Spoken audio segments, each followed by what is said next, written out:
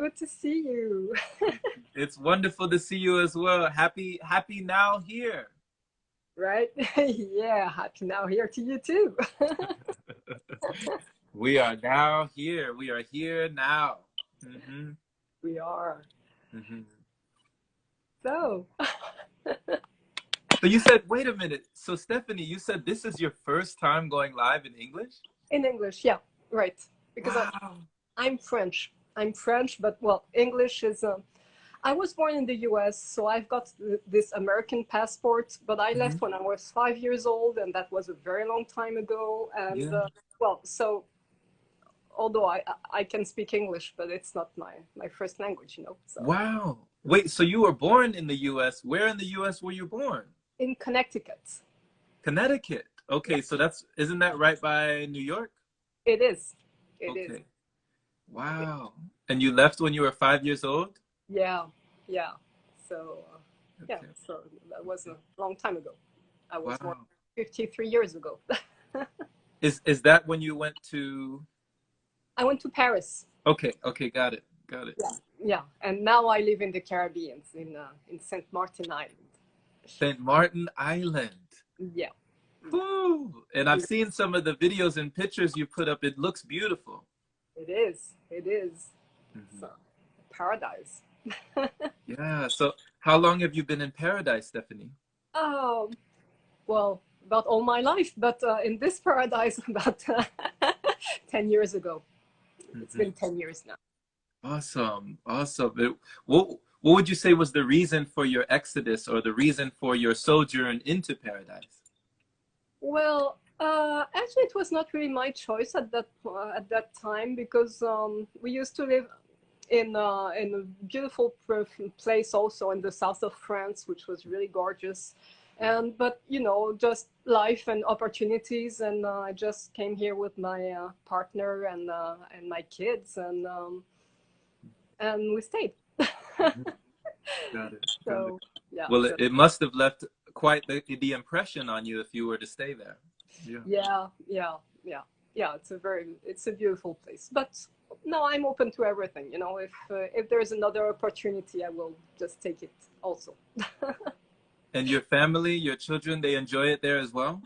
Yeah, they do. They do, but it's a small island, and sometimes you just need to explore the world and see what happens outside of that. And my son is 22 now, and well, he just feels like going to walk on other paths than this one. So hmm hmm Yeah, I'm sure that France is very different than there in the tropics. What do you enjoy most about the Caribbean?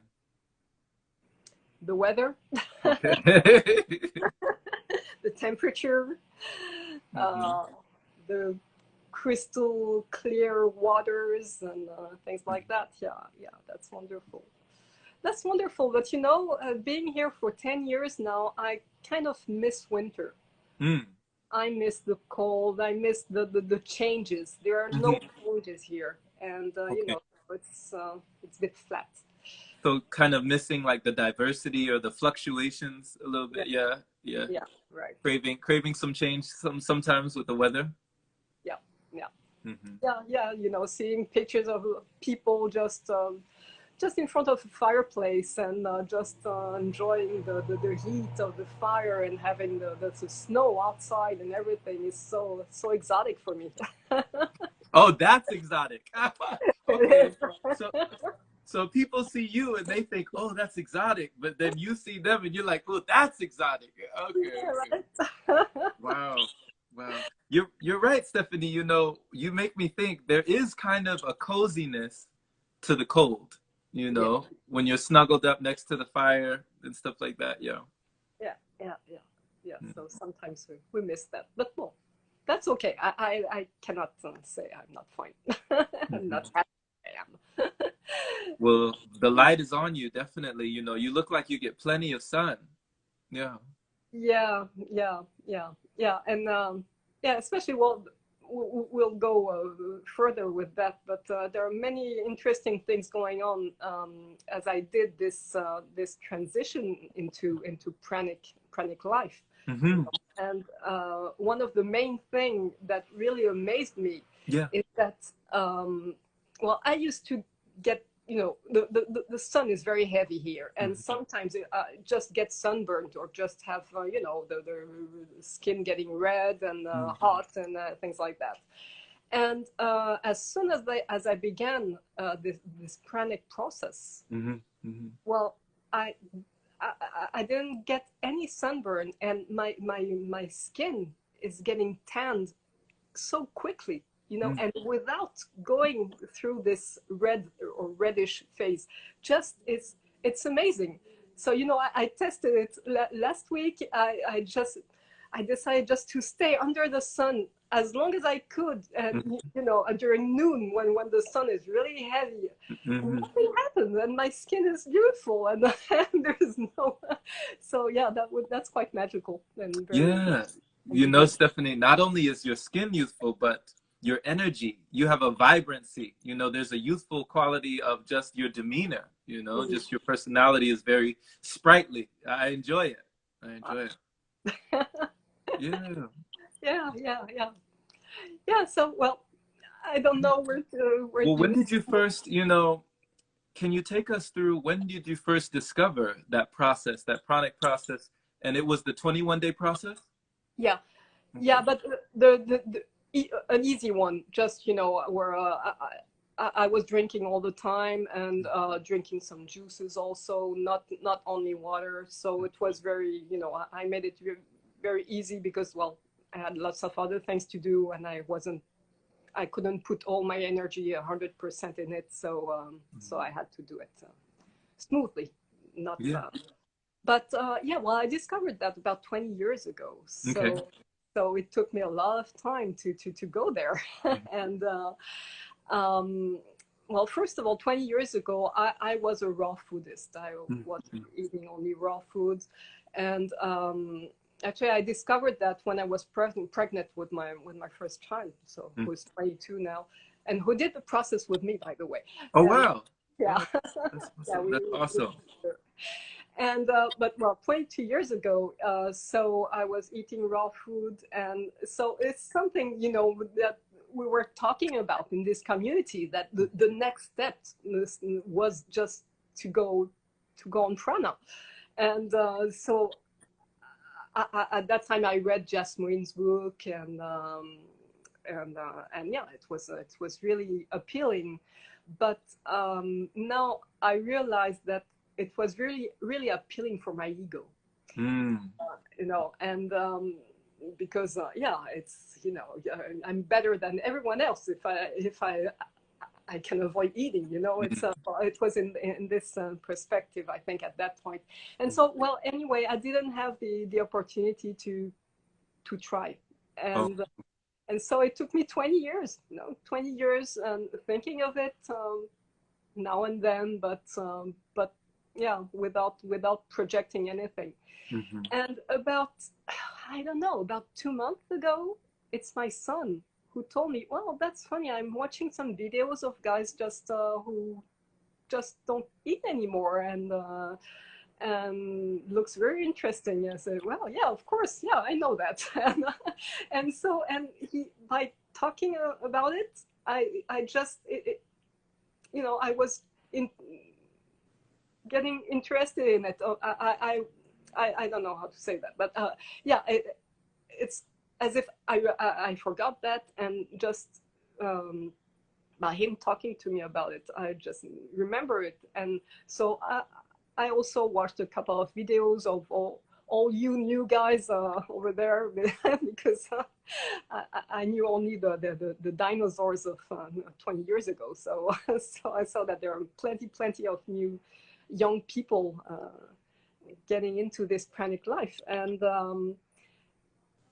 all of a sudden I said, I'm ready. I have to do that. And it's really funny, because if you have told me about it about a week before, I would say, no way, it's not possible. Or I'm not ready for that now. And then I was ready. It was the right time. So we did it with my son. We decided on a day, and it was at the end of November. But before that, just by watching the videos and everything, I could feel the shift in my body, could feel the shift in my cells. And even at that point, I was really eating maybe a couple of fruits a day, and that was it. And my body was fine, and I could feel the energy there, and it was really wonderful. And but because I like to have things, you know, a bit square, so I just wanted to do this 21-day process. So and that's what I did, and it was so easy. I didn't expect that. What did you expect? I was expecting to suffer and to have lots of detoxes, and you know, having my body just no, I don't know, but things that I could experience, because I have quite kind of good a good experience in fasting. And I know that sometimes when I was fasting, it was, you know, I couldn't move any part of my body, just lying in bed and dying, and and that was not the thing, you know. Just by shifting the intention, it was totally different. And just a little shift, that's all it took, huh? Just thinking that no, I'm not starving, I'm not fasting, I'm just getting my food from another way. And and yeah, it was wow. So it's like reframing from fasting to feasting. You're like feasting on another form. Exactly. Nice. And that's really a feast. Feasting from the sun, feasting from the beauty of things. I could just feel the energy of the things just coming into my body and and all my bodies. I mean, and just feeling that I was full of the beauty of the nature, of the beauty of everything around me. The beauty of the music also. The music is a wonderful feast for me. Wow, like music meals. Yeah.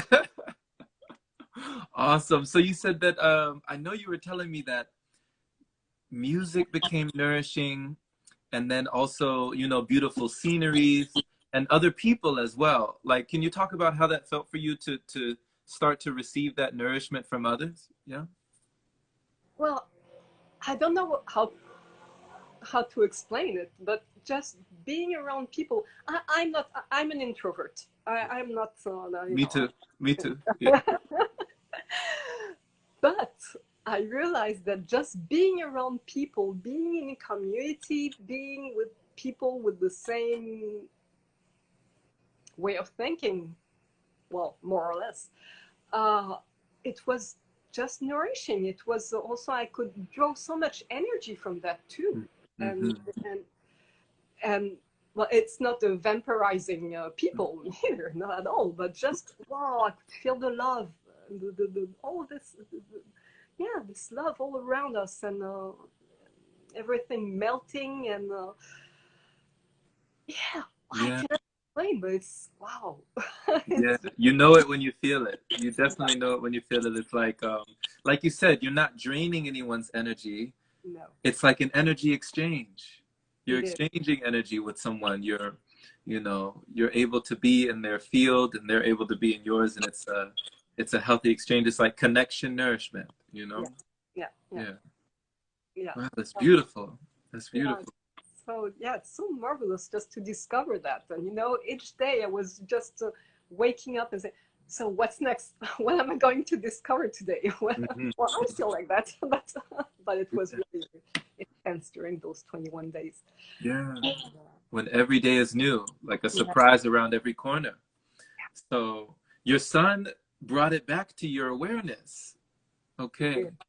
And so you felt like, what made the difference this time than the first time, that you felt like a deep calling or yearning this time that you hadn't had the first time around? I think the first time it was more on intellectual scale, or just Okay. you know, just it was the thought, it was the mind thinking. Okay. But this time it was just it was so evident, you know, it was so, yeah, it's I don't know, I cannot explain, it was just it. And yeah, it's, yeah. Yeah. I mean, it feels like the first time you were leading with your mind or your head, and the second time you were with your heart, you know? Yeah. Yeah. Yeah. Wow. You know, because there's some people, Stephanie, that might go into a lifestyle like this because of health reasons.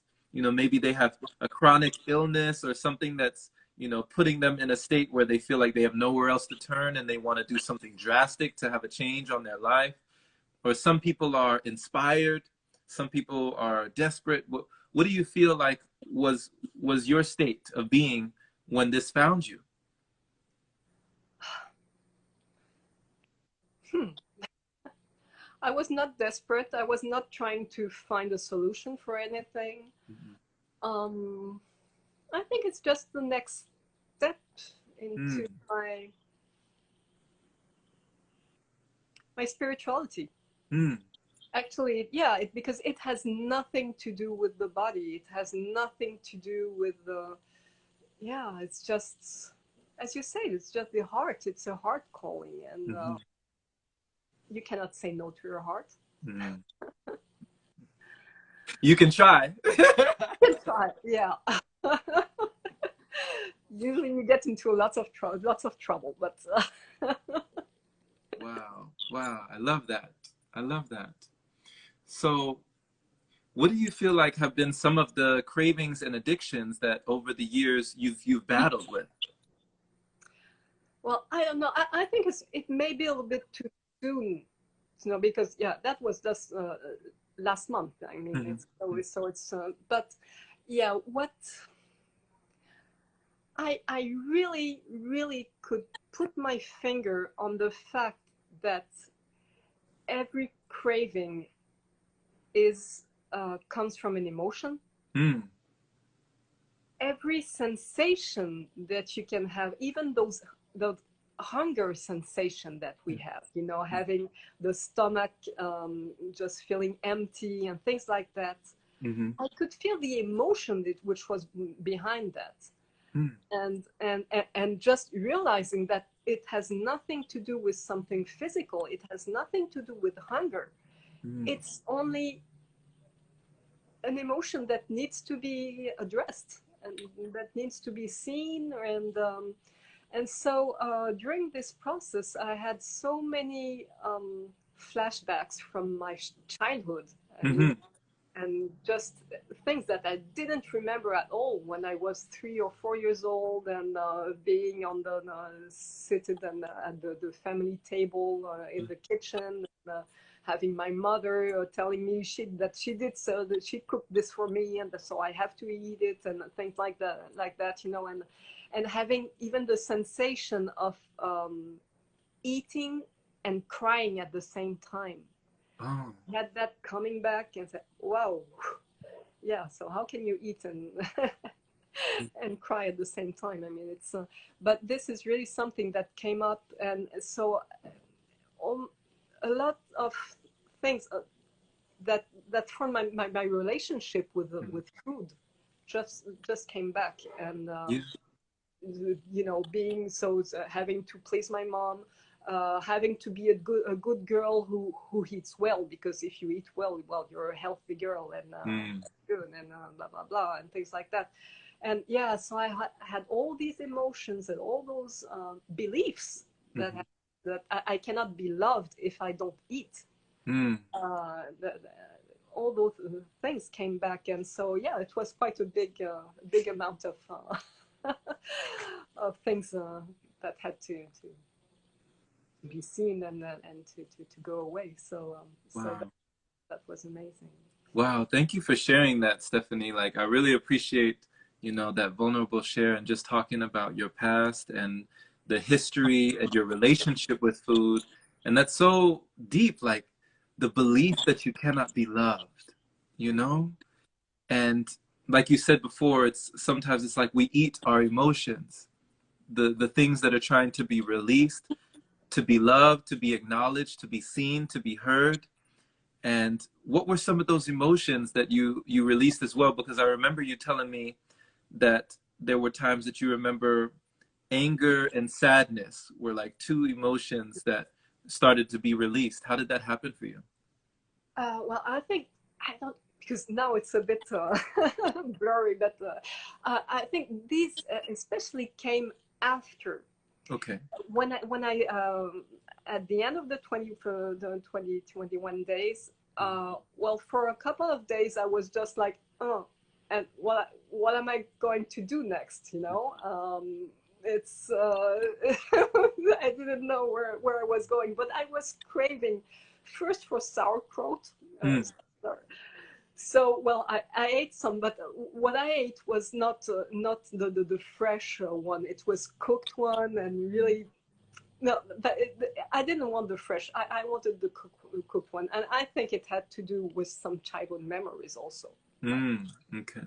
And so yeah, and at that point, yeah, many lots of anger came back, Mm. just from all the food that I ate after that. And what's interesting, I remember, I think I told you about that. I had a huge craving for ham. Mm-hmm. Mm. What the hell? It was just, and I was eating ham, and but big chunks of it. I just bought a big thing, and for 3 or 4 days, I ate only ham, and it was, I had to do it. Mm. It was something that was bypassing any reason, you know. It was just I had to do that, Mm-hmm. and I could really feel that it was there to call back some, to move some crystallized energy, some Mm. crystallized emotions that I had, as if, you know, you sometimes you take a little bit of poison just to take to take back the whole big chunk that you have. I Mm-hmm. don't know how, but it really it was that kind of thing, and I just, wow, yeah, it released so many things, you know, crying and yeah, and lots of anger, lots of anger. Mm-hmm. Mm-hmm. Yeah, you know, they do say it's like we were just having this conversation the other day, Stephanie. It's like sometimes the way forward seems to go back, you know? Like you take 2 steps back to perhaps take 3 steps forward, you know? It's sometimes it feels like that. Yeah. Yeah. Yeah, that's it. And you know, so a part of me was really angry, saying, "No, that's not the right way of doing things. Come on, you didn't eat for 21 days, and now you're eating ham for that's totally nonsense." And but yeah, yeah, I understand that's how it works. You have to go back and, yes, to fix things, and then you can move forward. And Mm-hmm. Yeah. You know, just want to say real quick, much love to everyone who's joining this and listening to you, you know, share your story and share the things that you've gone through in your journey. You know, we have Luisa here from Brazil, from Sao Paulo. She says, thank you so much for this great talk. Then we also have April saying, you know, thank you. And just spreading love and just sending good energy. Yeah. yeah, yeah. Well, thank you. I didn't. Yes, you know, lots of people. So Stephanie, how often would you say that you practice fasting today, or feasting, as it were? Uh, what do you mean? The When feast? you go into those states today, do you still practice today, where you might go during periods of letting something go? Yeah, well, I'm still, I'm on and off. I've been, but Mm-hmm. this has been only 3 weeks now. Mm-hmm. And so there's something else which is really interesting. Is, Okay. so, you know, because I was just this raw foodist. So, Mm-hmm. and you know, taking care of the food, having just having, of course, natural things, and really just smelling the things to see what really appeals to your body, and no mixing of things, just getting things, food as it is, Right. in the wild. And so eating only organic, or trying to eat only organic things, and blah blah blah. And now, for me, it doesn't have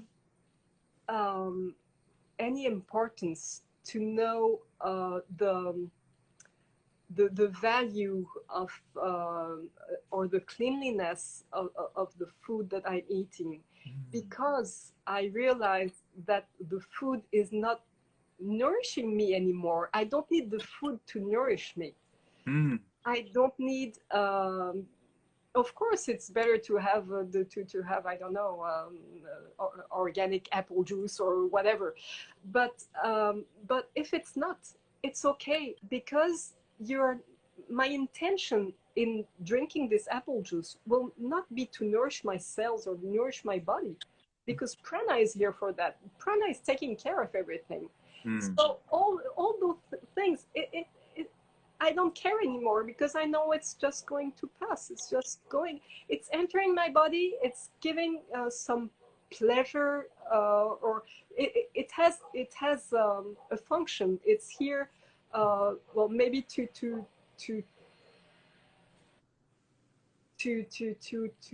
answer to an emotional call, or to answer to yeah, something like that, or a memory, or things like that. But it's not here to nourish your body. I don't need that anymore. Now I know that I don't need that. I've got everything here. Wow. Wow. And I would love to hear your definition, Stephanie, because for some people that word prana is very, I guess, vague and maybe even esoteric. How would you define the word prana? What does it mean for you? It's just the energy we're made from, and so it's the energy that from everything around us. It's the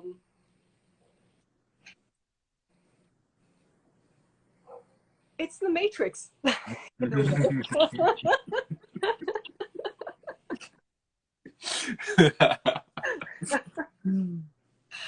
Wow. Wow. So everything's here. Why do you want to find something in this special supplement, or in this one tomato that was grown without pesticide and things? You don't care. Even pesticide is good. It's prana. Stephanie, you just gave me flashbacks of one of my favorite scenes from The Matrix. When Morpheus and Neo are in that white room. There's like an all-white room, and there's a sofa there, there's a TV, and Morpheus is just pacing around the room, and he's just talking to Neo, and he says, "The Matrix is everywhere." See? You can see it when you walk down the street. You can hear it when like everywhere. The Matrix is it. That's what you just reminded me of. Okay, so it's a positive matrix. It's a love. Yeah. It's a love. Okay, love matrix. So when you say it, you mean it's like permeating in and throughout everything. It's everywhere. Yeah. Okay. It's like the strands that connect everything together, that harmonize. Wow. Oh my God. Yeah. Yeah. So, yeah, no, so I don't remember why I told you that. Yeah, saying that now I'm on and off. I'm just trying some food, but when I try some food, I really try it because the taste looks appealing, and I usually take a couple of bites and say, well, okay, I'm fine. I don't know. But well, anyway, I'm doing baby steps. Yeah. First experience. So yeah, I think that's the best way. Slow and steady. Slow and steady. So Stephanie, one of the other things that you said you found appealing about the pranic living, journey or the lifestyle was the concept of doing nothing. You were talking about how you were doing something while doing nothing. But Mm. but how did that appeal to you? Like, how did that make sense in your mind? Well, my mind had a problem with that because Oh, you're not supposed to. You're supposed to work hard and to suffer and to to get some. So yeah, that was quite strange not to having yeah. you thought you needed to strive or do something like strenuous?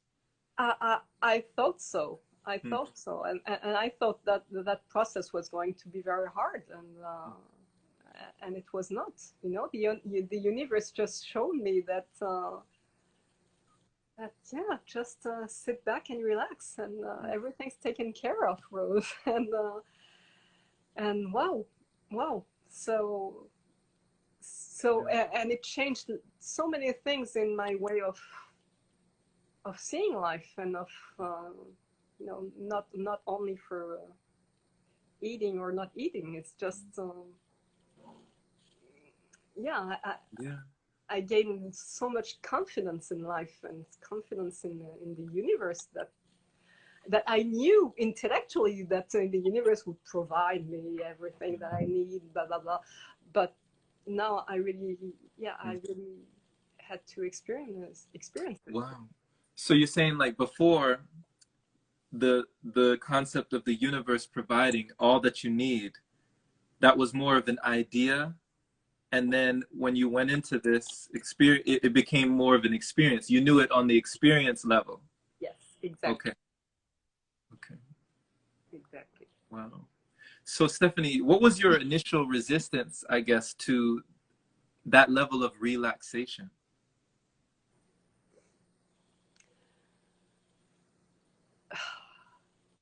My resistance to that? Well, that I don't know that you it cannot work if you don't do something. Hmm. I was raised like that, you know. So these thoughts were very like ingrained. Yeah, yeah, yeah. Okay. You thought like maybe if you're doing nothing that you might be wasting your time or something? Yeah, that it couldn't work like that. Hmm. But it's very funny because, well, actually, it made me realize that I thought I was quite open and just letting things do, letting things just happen. Mm-hmm. And well, I realized at that moment that no, I was not like that. And Hmm. but it just showed me that that's the only way. Anyway, it's the only way. You just have to let things happen. Wow. So you trusted, you let go, you trusted, you surrendered. Wow. What did you discover that your body could do on its own? Gosh, so many things. Well, well, he can just take care of himself. I know, you know, even though before that, because of this raw food thing that I did really with my instincts, you know, so I was already just following my instincts. Mm-hmm. Uh, but this is just the next level. It's not even you don't have even to rely on your instincts. You don't have to rely on anything. It's just here. Mm-hmm. It's it's just yeah. I don't know what to.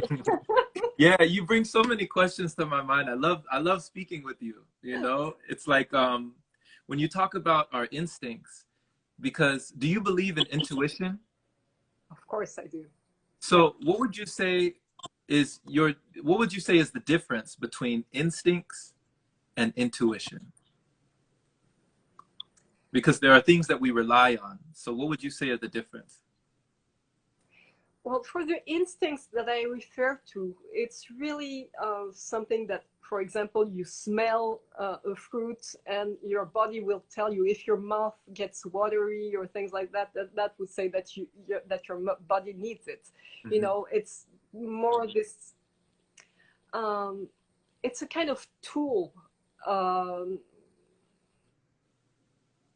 yeah, instincts would be more of something that, oh, I don't know. Wait. More instinctual. Yeah, well, I try to. um, difference between instincts. Yeah, because you know, the way I see it, I feel like instincts can come from something that might seem ancient, you know, that might be encoded in our DNA from even past iterations of our matrix, you know, of our states Correct. of our evolution, like something that's instinctual, something that's within that you can't necessarily control. It just happens, your instincts. Mm-mm-mm. Whereas intuition, like, how would you see that? Well, the intuition is more like a connection to everything Mm-hmm. that bypasses our history or the human history or Mm-hmm. things like that. It's just uh, an open path to God's Mm-hmm. ideas. Yeah, yeah. So did you find that was able to strengthen, or you were able to find a new connection with that? Yes, yes, definitely. Yes, it's oh yeah, there's so much weight that just came down my shoulders. Mm-hmm. You know, just by knowing that I can trust, that I can surrender. Mm-hmm. That yeah, everything's here. Wow. Was there a fear before of surrendering? Like you didn't know that you could? I think so. Yeah, probably. Yeah. Yeah. Yeah, because I have some responsibilities because I'm a mother. I have to take care of my kids, and I have to have a roof for them and and food and things like that. And now it's as if everything vanished, and I know now that everything will be provided, Mm. and that's fine. Wow. So you have that support from your family as well today? Well, it's a very small family because it's not me. It's just me and my kids now. So I have a strong support from my son who took the same path. So Mm. and my 16-year-old daughter, she's kind of used to her mom and her brother's strange ideas. So well, it's just Mm. getting along with it and. Yeah. Did your son ever give you his reasoning for why he went along with it or why he wanted to go on that journey with you? I well, I should ask him because but he will be too shy to come. But I think for him, yeah, it was the right moment. Also, he was just he's in this spiritual journey, and yeah, it was another experience that just was there on his path, just to show him that Mm-hmm. he could, yeah, just Yeah. try. So, Yeah. You know, there was a message that you put up, Stephanie, and I enjoyed this one on the subject, on the topic of doing nothing. And it mhm. was like a Charlie Brown comic strip in which the character Lucy said, "It takes a long time to understand nothing." Like, how did that strike you? Like, what did you enjoy about that? Nothing is just everything, and we just thrive in this nothingness, and and we just it, as I told you, we just think that we have to do something. We Mm, just think that we have to create, that we have to that we're responsible for something, mm, and and we're not, because we're everything and we're nothing. It's so difficult to word, you know. Well, for me at least. Can you just indulge me for a second? Sure. How would you say it in French?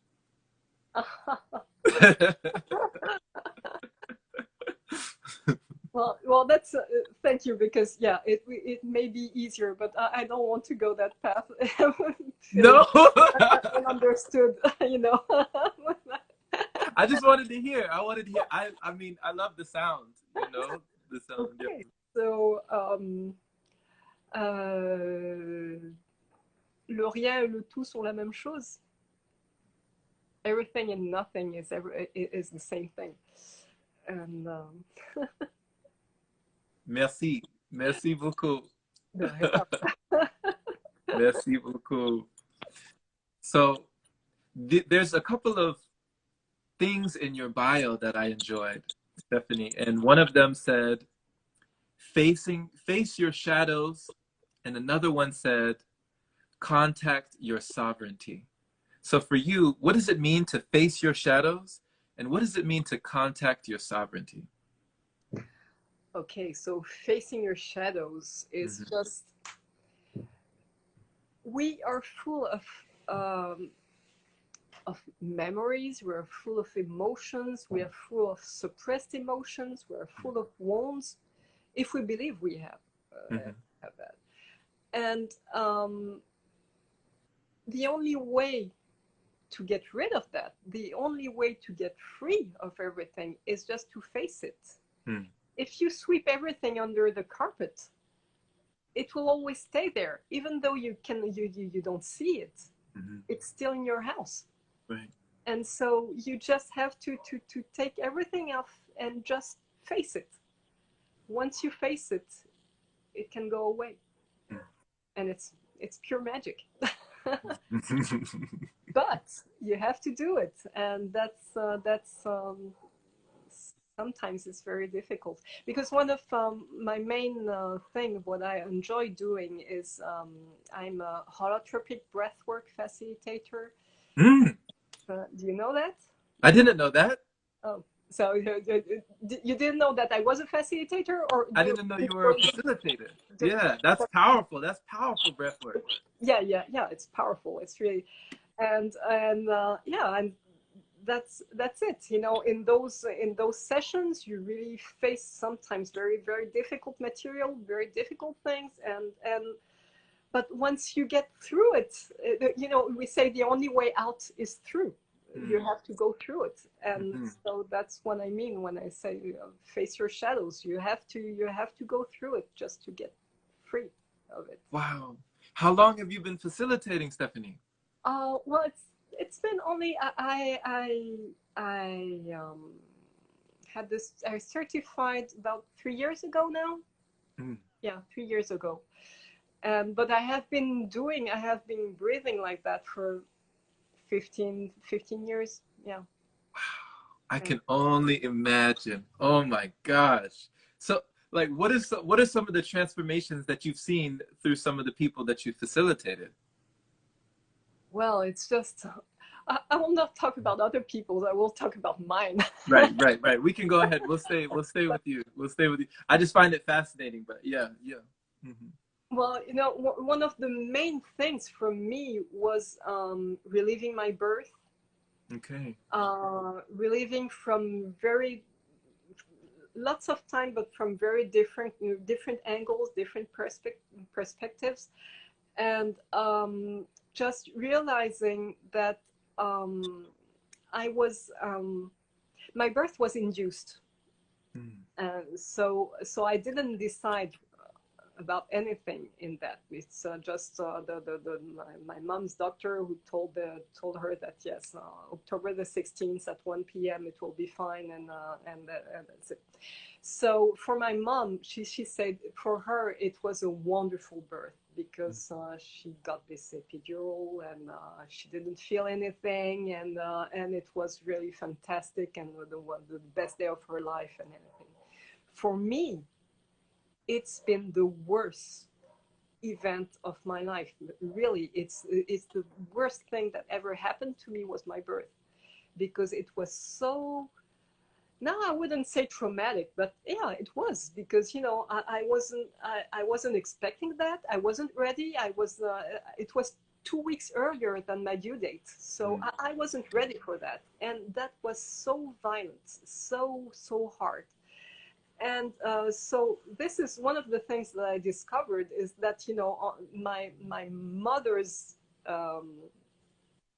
way of talking about it and what I really lived was so different. It was, oh my God, it's yeah. So that was something interesting already to see. And then I lived some things that my mother didn't tell me about, is that I got stuck in the birth canal, and so they had to take some how do you call it in English, things to pull me out. Oh, the word doesn't What is come. it, like forceps or something? Forceps, yeah. So yeah, that's and that's what happened. So I relived that, and the very interesting thing is, in my life, I usually was the kind of person who would, facing a messy situation, a complicated situation, I would just freeze and don't know what to do, and just wait for someone to come and help me. And I would either wait for someone to come and help me, or I would just let the situation rot, just don't do anything about it. And I realized that that was what happened during my birth, because I was just progressing in the birth canal, and then I got stuck. So, and then my two options were just to die there, or to be saved, to be rescued by the forceps. And relieving that, I just realized that.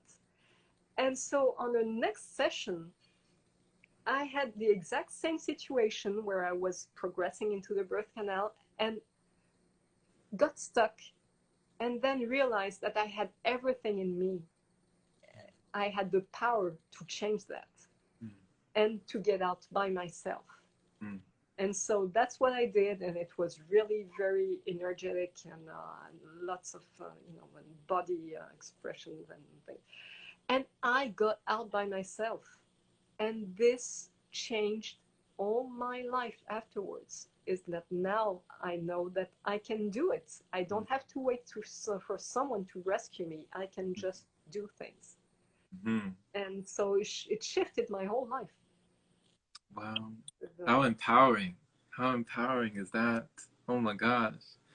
Wow. So you experienced this birth through breath work? Yeah. How? Like, how is that? I mean, well, you can experience so many things through breath work. When in the holotropic breath work, we talk a lot about the inner healer. So maybe you can call it the higher self or whatever, but well, you have this part of you that knows exactly what you need. And so during your session, you will face exactly the thing that you need to face at that time, and that you're able to face also. Okay. So it reveals to you what you need in that moment. Yeah. Wow. Well, it's quite the same with every psychedelic and plant medicine and things like that. It's very difficult to set an intention, because you go wherever you need to go, and you wherever the breath takes you. Yeah. So, and it's exactly the same for holotropic breathwork. So. And holotropic breathwork can be quite psychedelic, right? It is. Yeah, well, the guy who made it, the guy, he's Stanislas Grof, he's a psychiatrist. Well, he's 90 years old now, but well, he's still alive. Yeah, he's still alive. Oh, wow. Wow. He's in Germany right now, but yeah. And you know, before doing holotropic breathwork, he was working on LSD, Mhm. and he he took years just studying LSD and people under LSD, Mhm. and it's because LSD was just and then was prohibited, that he had to find another way to enter into those altered state of consciousness, and Mhm. so that's how he made holotropic breathwork. But you can have the same kind of experiences with holotropic breathwork and acid and LSD. Mhm. Mhm. So, Wow. So, Stephanie, when I think about people who go through something, but then it's one thing to go through something and then just keep going, but it's another to take up the mantle, as it were, and become a facilitator of this thing and be of service to others, mm. So what was it that inspired you to do that? I don't know. It's just my path, and I'm so passionate about that. Just sitting for others and helping them just go through all those things, which may be difficult, but which may also be just ecstatic. You know, it's just you can have lots of different kind of experiences. It's just I don't know. It's really my path. Just yeah, all those. Exploring consciousness, exploring this, yeah, all those things. It's just Mhm. wow, It's magic. kind of like how you described the dichotomy of your mother's thoughts on the birth and then your feelings on that birth. Mm. It's like everybody, it's relative. It's relative to everyone. Yeah. Yeah. So somebody might have, I guess, a fairly frightening experience going through the process, while somebody might have a euphoric and blissful experience. Of course, yeah, yeah, everything's possible. Yeah. But for some, yeah, it can be very difficult, and as long as you hold on the belief that it was hurting you in some way, Mhm. it will continue hurting. So just going through that, facing it, going through it, just just gives you the permission just to just free this belief and Mhm. Freedom. Wow. So what would you say, after 15 years of doing this, what keeps you doing this today? it's a never-ending story. So it never gets old. Yeah. Mhm. No, and even if sometimes, well, well, you know, you can explore things of your from your life, but there's so many things to explore just on the you know the human consciousness, and Mhm. that has nothing to do with our identity, but which is I mean it's so huge. You can spend your life, and you can spend thousands of life just Mhm. exploring that. Wow. It's Does crazy. it do something does it do something to the passage of time, as we perceive it? Actually, that's one of that's funny that you're asking that, because it was one of the my main experience, the one that really shook something in my head. Not well, I had this experience of non-existing time, Mm. and well that that time doesn't exist, and that all the memories that we have are kind of some downloads of information that we have, and those memories just it's difficult to I'm following you. We're following you. Yeah, yeah, yeah. those memories that you have um, just build your identity. Mm-hmm. Mm-hmm. Without those memories, you don't have any identity. Mm. And so that was really interesting, just to get this information, knowing that time doesn't exist, and that all the memories from the past that you may have, maybe you just downloaded it just a fraction of seconds before. And so you think you are the person with all this bunch of memories, but maybe you're not. And so now I'm Stephanie, but maybe now I'm Jerome, and now I will be someone else. And, you know, we're all one, and we are one. This is fascinating. This is fascinating. Like, my gears are turning. My mind is just like expanding on this. So you went to a place that you said was a non-existent space, like a space of non-existence. Mm-hmm. Yeah. So, and this was through that breath work that you're talking about. Yeah. So through the breath, you went from now here to nowhere. Yeah. And then you went back from nowhere to now here. Right. But is it the same now here? I don't know. Or probably not. I don't know who I was just a second before. This is the Twilight Zone.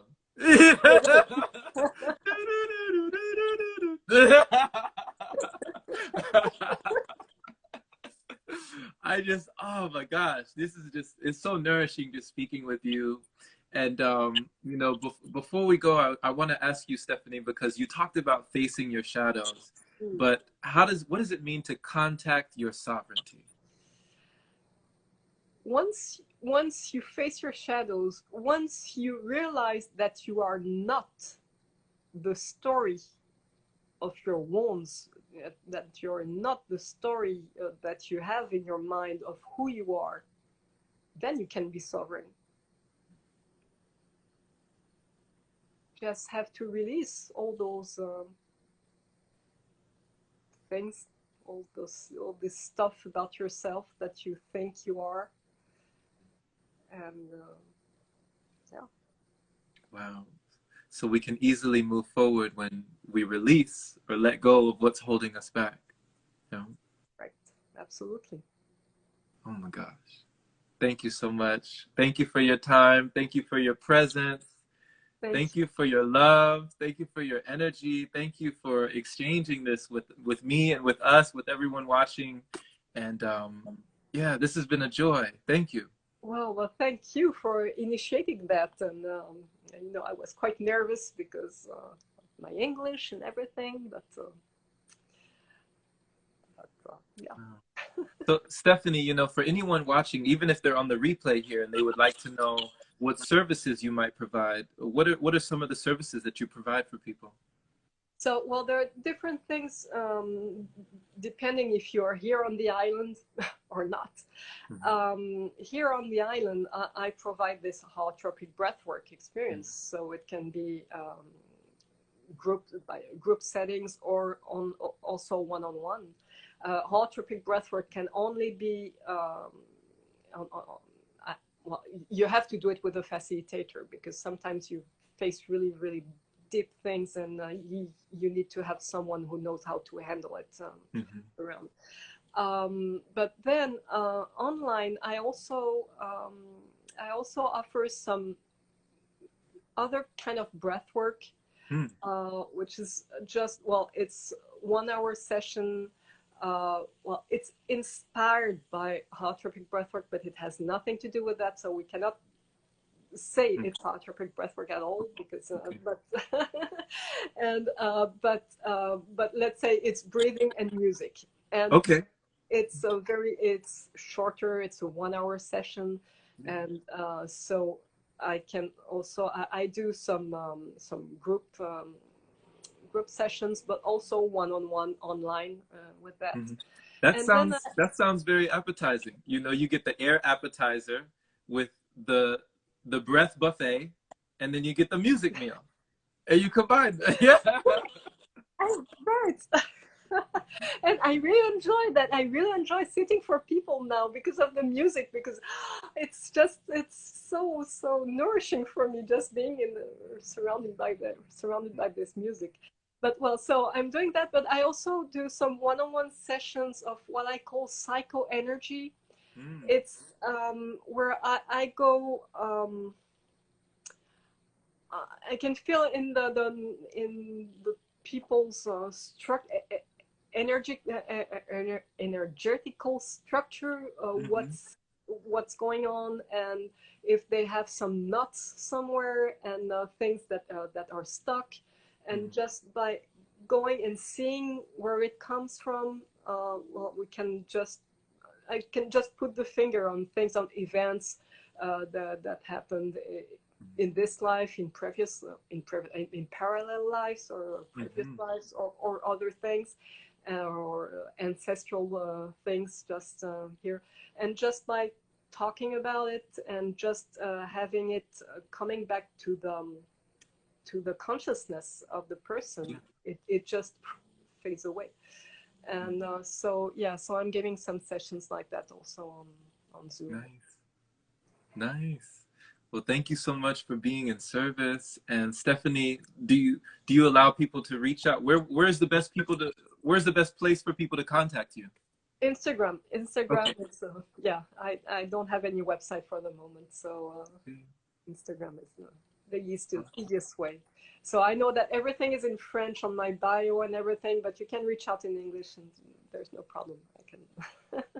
Magnifique. Magnifique.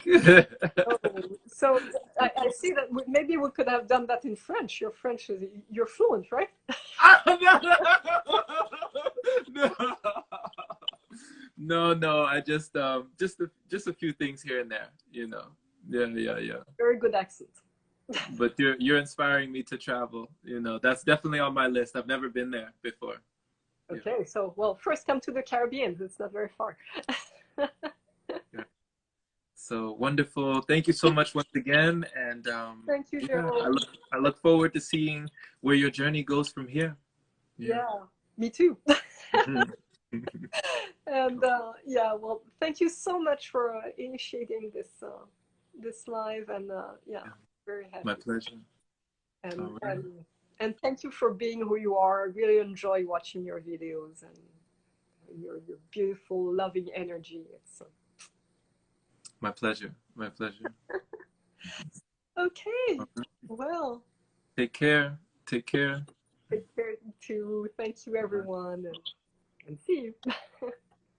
Bye bye. Au revoir. Au revoir.